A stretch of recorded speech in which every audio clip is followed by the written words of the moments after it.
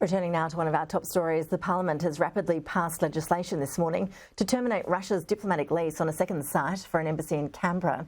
Prime Minister Anthony Albanese this morning cited advice about the security risk of a Russian embassy so close to Parliament House. Joining us live now is Jon Richardson, a former diplomat who served at the Australian Embassy in Moscow.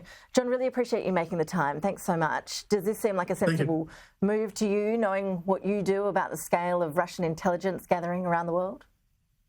Well, it's hard to know without the actual facts about the concerns that the intelligence agencies have and the advice that they've provided to the government. But I guess the obvious thing one thinks about as a non-expert is the proximity to Parliament House. I believe the new site is only 500 or 600 metres away.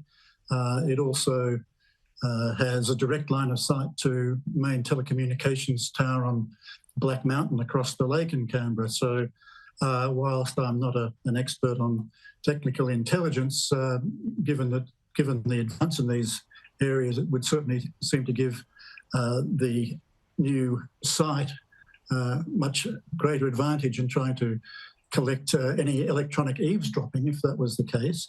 And certainly there's been a greater focus, I think, by the Russian intelligence establishment around the world on countries like Australia, which are either allied to what it's now seeing more and more as its main adversaries in the US and UK and Europe, and also as members of intelligence gathering or cooperation agreements like the Five Eyes arrangement. And John, what scale are we talking about when we look at Russian intelligence gathering around the world in countries where they do have diplomatic presence in? Just how ingrained is that? Well, it's very ingrained, and it's become more ingrained since President Putin became president 24 years ago,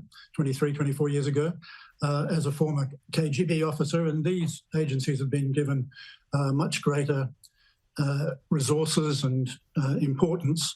Just to give you a sense of it, since the invasion of Ukraine early last year, over 600, maybe over 700 Russian diplomats have been expelled from various embassies and countries around Europe.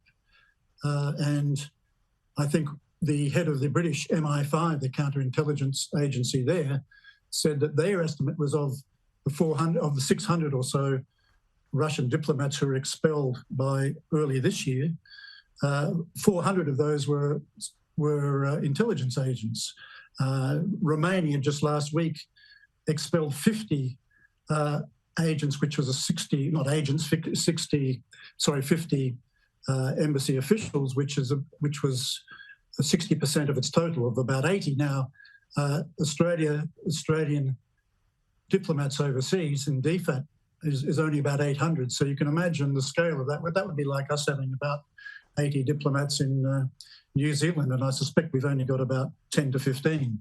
So that's the sort of scale, and the actual size of those embassies, from all experience, is very closely related to the number of people from various intelligence agencies.